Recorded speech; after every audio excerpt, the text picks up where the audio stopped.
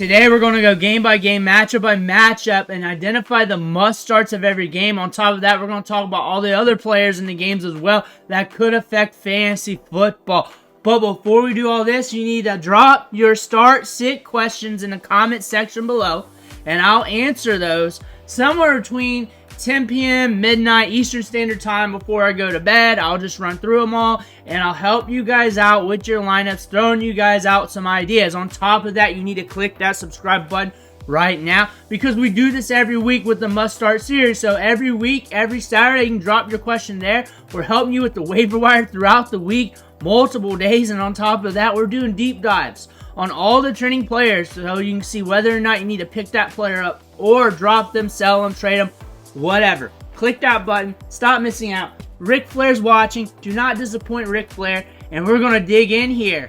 Baltimore Ravens, Denver Broncos. This is a fascinating matchup. We could see Bo Nix get unleashed, or Bo Nix revert back to being a rookie because he was going off last week. We got Derrick Henry. Of course, he's going to rumble. Zay Flowers is getting a lot of targets. And now we got Diontae Johnson in the fold. I imagine he's going to run a handful of routes. That's what all the other veteran wide receivers have been doing whenever they got traded this year. They ran about 15 to 20 routes, got a little bit of work, got a little bit of run, got the juices flowing. Rashad Bateman in this matchup, I expect him to run those deep routes, get some deep targets, and if we can convert them, we'll have a splash game. If we can't convert them, we won't have a splash game, and that's how it's going to be with Rashad Bateman. Run backs, Javonte Williams getting work. Courtland, Sutton could be seeing some deep balls today because that's what we saw with Cedric Tillman last week. And that could happen again against the Ravens. Them just going deep ball steady against them. And hopefully they hit. And if he does hit, that could push fantasy points in the opposite direction for the Baltimore Ravens. We could be seeing more scoring in this matchup. So you're kind of hoping Bo Nix does well against the Baltimore defense, because this could be a more impactful game for all the fantasy players involved. Now we're looking at Dolphins and Bills, and we got Tua back. So this game is going to be very impactful. We're going to be looking at Tyreek Hill getting some opportunity. 14.7 PPR fantasy points last week. Jalen Waddle is going to be back to being Jalen Waddle sooner than later. Devin Achane's going to get work. We got a 49 over-under, so expect these Dolphins to put up some points. Expect them to be back to what we thought they were going into the season. With the Bills side, what the Bills did last time was try to run the football against the Dolphins. Expect James Cook to get a lot of run. Ray Davis might get some ancillary run. Don't know, that's a wild card, but Amari Cooper, how much work is he going to get this week? He's also questionable, so that's something to pay attention to. Keon Coleman, do we hit 3 weeks in a row? Does that happen? Dalton Kincaid's a tight end you're looking at. You don't always like it, but sometimes it works. A lot of times it doesn't. Commanders and Giants, of course, you're looking at Malik Nabers. Wan'Dale Robinson, Darius Slayton sharing the work. Wan'Dale Robinson's getting a lot of targets underneath, but he's got to either hit a touchdown or get so much volume that it helps for fantasy production. Darius Slayton has that Will Fuller effect where it's deep ball city, and all he has to do is bring in one or two of those. We got a 44 over-under here. Vegas is moderate on this game, so it could break either way. Low scoring, high scoring. That's how I read that. We're right in the middle. And they're saying it's right in the middle with the scoring. It could go either way. But you're also seeing Terry McLaurin stretching the field. We got Brian Robinson questionable going into this matchup. So we might see some extra work with Austin Ekeler. Something to pay attention here. We could see this ball fly in this matchup if Jaden Daniels starts hitting early. And if he starts hitting early, we could see Daniel Jones start slinging the rock, getting extra attempts out there. This could be a fun one to watch. This is going to be a game that we're going to be paying attention to all Sunday long. Bengals, Raiders. You can run on the Raiders. Chase Brown, Zach Moss, you're paying attention to them. You don't like starting Zach Moss, but you might do so. Jamar Chase going to get work in the slot. They struggle covering slot wide receivers, so they're going to move him around, give him some opportunities. Higgins is doubtful, more than likely going to be out. Yoshi might get some work in this game, might be a sneaky surprise for you on Sunday morning. Mike Gesicki has been getting work, been looking good at the tight end spot. Run backs, Brock Bowers is the main guy you're looking at. Jakobi Meyers is getting targets in offense. Trey Tucker's the guy to pay attention to. He's getting targets, but not fantasy points. That could revert back to any given matchup, though. Alexander Madison's getting a lot of touches every game, targets, opportunities, so he could help you this week. It's off and on with him, but he's been kind of stable this year. Cowboys, Falcons. Bijan's the guy. Drake London, Mooney, Kyle Pitts. You're looking at the whole gang here at the Falcons. They all should give you a little bit of something against the Cowboys. Now you're looking at the run backs here. CeeDee Lamb, Jake Ferguson. You're definitely starting those guys. Jalen Tolbert's up in the air. He will get work. He will get targets. He will run a lot of routes. You got 51.5 over under here.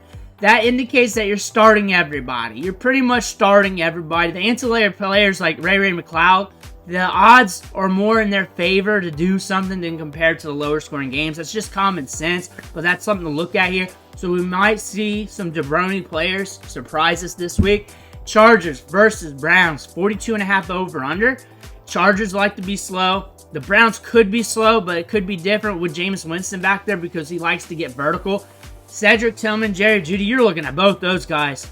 They're both getting targets. They're both downfield. They're both getting opportunities. Same with Elijah Moore in deeper leagues. It's going to be harder to start him in traditional leagues like 12-man leagues, 10-man leagues. But Nick Chubb and Ford. Ford is back. They might be splitting up the work. Nick Chubb's starting to ramp up the workload. He's feeling better by the week. So maybe we get a little bit more out of him. Of course, you're starting David Njoku. You'd be a fool not to. Even if he runs bad, you're still starting David Njoku because of all the opportunity in this offense. The run backs, Ladd McConkey, Quentin Johnston's back. That's something to pay attention to. They'll be able to throw it a little bit more effectively now that they're healthy. J.K. Dobbins is getting to work. Could crack one on any given play. Saints and Panthers. Last time, Saints road dogged the Panthers. We got Bryce Young back there. Chris Olave will be getting targets downfield. Easy start decision there with most of you guys. Same with Alvin Kamara. Jalen Coker and the Cokeheads are going to be rolling this matchup because the Saints secondary is banged up. So you may be rolling with him, or you might be rolling with Xavier Legette. So if you're looking at your flex spot knowing that the Saints can put up points on the Panthers because they've shown that earlier this season and that their secondary is banged up, you might be making that gamble, and that's up to you. That is up to you. That makes the gamble a little bit more enticing. I'll definitely say that. Chuba Hubbard. We know volume's going to be there. We know he can crack one. That's solid. Patriots and Titans. Pollard might be out. Julius Chestnut might be in. Chestnut's getting a unique video. Might be posted before this one. But we're paying attention to this backfield. We got 38 over under, though. I don't think you want to start anybody from this matchup. If it's anybody, probably Calvin Ridley because he's getting targets, but he's very volatile. Very volatile. Like nothing to everything volatile. That's what you're going to get from Calvin Ridley. You got that from the Jaguars last year. You had 5 wide receiver 1 weeks and a lot of nothing weeks. That's all you get from Calvin Ridley. That is the player you get from this guy. Ramondre is going to be getting work. Drake May, we're watching him. Hopefully he's in, because if he's in, this is a totally different game. That over-under will move up rapidly because the Patriots will move the football more effectively, but it's going to be tough against the Titans, though. But they will have better odds of moving the ball more effectively, so that's something to pay attention to. Kayshon Boutte, not pictured here, is another player to pay attention to because he's running a lot of routes, seeing a lot of snaps, so that's a player that could see some run in this game. Jaguars, Eagles, A.J. Brown, of course, Devonta Smith, of course, Saquon Barkley, of course, 45.5 over under, moderate per Vegas on the scoring projection here. Etienne and Tank both questionable. One of them is going to be in. One of them you're just going to throw in there hoping for running back touches. If they're both healthy, you're probably doing the same. You're probably going to be more questionable in Etienne because he's been out. Brian Thomas Jr. is questionable. Gabe Davis is questionable. This could be a Parker Washington game. This could be because who else are they going to throw the ball to? He's going to get a lot of routes at least and opportunities for targets. That could happen. You might slide him into your flex if Thomas is out or Gabe Davis is out because that's just going to mean more targets for him or potentially more targets for him, but more work could be going his way. That's not guaranteed, but that's a good gamble to make if you want to make it. Brian Thomas Jr., if he's healthy with Gabe Davis out, is actually more optimal for Parker Washington than Brian Thomas Jr. and Gabe Davis both out because they got someone to stretch the field, someone to focus on the defense. If not, they're going to clamp things down. It's going to be easier for them just to go in basic coverages, for them to go a little bit more vanilla, and them not have to be more exotic, trying to not let the top rip off on their defense with Brian Thomas Jr. Bears, Cardinals, 44.5 over under, moderate by Vegas. They're going to say we're going to get all right scoring. But on top of that, it could go either way. That's also what Vegas is saying here. So they're trying to stay in the middle, but they're saying this is going to be a moderate game when it comes to scoring. Trey McBride, you're starting. James Conner's getting volume. He's dependable. Marvin Harrison Jr. is up and down, but it's hard not to put him in your lineup. You're going to feel icky about that. Michael Wilson, Greg Dortch, considering we got a moderate over-under, and considering you're going up against the Bears, could be all right gambles. Maybe not Greg Dortch because he hasn't been hitting much this year. Michael Wilson on the outside, runs a lot of routes every week, could be getting you some opportunity, but that's a gamble play, not a must-start play. Run backs DJ Moore because of the targets, workload, and everything else. We've been quiet as of lately, so we're due. On top of that, Romo Dunze runs a lot of routes. We're watching Keenan Allen. DeAndre Swift is getting a lot of work as well, and he's been hitting hard. Ever since the first 3 weeks of the season, he has been ramping it up. You got to start him going forward no matter what, even if he goes on a bad run.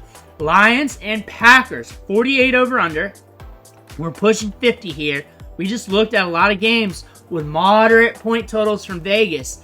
You're starting everybody in this matchup. This is a matchup you're paying attention to. If they run bad, they run bad. The one thing you want to look at is the Packers wide receivers and the carousel effect. Last year, Watson went off against them. Jaden Reed's been quiet. Dobbs is running a lot of routes. That's what we know about these Packers wide receivers. Wicks can get in on any given Sunday because he creates separation. Amon-Ra St. Brown, auto start. Gibbs, Monty, almost auto starts for you on both of them. Sam Laporta is up and down in tight end production, but a lot of you guys will probably start him anyways. Josh Jacobs, almost an auto start due to the workload he gets. Tucker Kraft could be the crafty guy in this matchup. Rams, Seahawks, 48 over under. This is a game where you're starting a lot of players, especially on the Rams side. You know where the ball's going. It's going to Kyron, it's going to Kupp, and it's going to Puka. You're looking at those three guys as your starts. The rest of the guys in the offense is gambles. Run backs, JSN did well with DK Metcalf out last week. Can we do the same? Noah Fant's been doing well because he's got that size and just athleticism, and he's good over the middle. And with DK out, you got that size to lean on in the passing game. Kenneth Walker, as always, he has been a difference maker in fantasy football, and you're just going to roll him out no matter what. Even if he has a bad game, you're just going to say, that's all right. That's all right. We'll get it back next week because he probably will. Colts, Vikings, 46.5 over-under. So the over-under here, the projected scoring here is down the middle, but a little bit higher, like a little bit past it. Moderate high, maybe, is what you'll call it. So Justin Jefferson, obviously. Jordan Addison and Jalen Naylor, they both have opportunities to score in this matchup. They're good gambles, good bets to make, considering this ball should be flying because we got Flacco back. That means Michael Pittman and Josh Downs should be doing something. And Jonathan Taylor should be getting more opportunities because the ball's going to be moving better. Alec Pierce and A.D. Mitchell, deep ball threats, deep ball gambles, volatile plays. Alec Pierce more likely. A.D. Mitchell could get it, though, on any given Sunday. T.J. Hawkinson's back. And I don't look for them to put the kids' gloves on this guy, and I look for him to try and be a monster. Aaron Jones getting work like always, and he's Aaron Jones, and we know what we're going to get out of him. Tampa Bay Buccaneers versus the Kansas City Chiefs, 45.5 over-under. And the Chiefs are locked down against wide receivers, so they're going to have to get a little tricky. I threw Raheem Jarrett in there. He looked good last week. Our favorite wide receiver from Maryland, former 5-star recruit. He is a guy that could be a sneaky option if you want to make a gamble, if you need to gamble, or if you're creating DFS lineups. He could be a sneaky option for this game. Due to teams trying to get sneaky with their wide receiver core against the Chiefs because they're so locked down on their stud wide receivers or the main wide receivers if they don't have stud wide receivers. So they're going to try to be tricky with the ball. Expect more targets to the running backs. Bucky's questionable, so you might see some Sean Tucker in there. Or even if Bucky is playing, you might see more Sean Tucker than usual. Cade Otton, as always. Xavier Worthy is always a dart throw.